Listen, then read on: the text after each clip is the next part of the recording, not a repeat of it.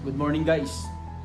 Bakit kakaunti yung mga tao, kaibigan o kakilala na handang tumulong lalong-lalo na kapag nagsisimula ka pa lang sa karera ng iyong hanap buhay, negosyo o simpleng bagay kagaya nito, content creator ka.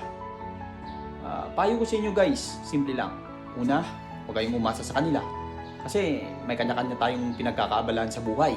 Pangalawa, tuloy mo lang, huwag kang sumuko. Di mo namamalayan, malayo na pala yung hinahakbang mo.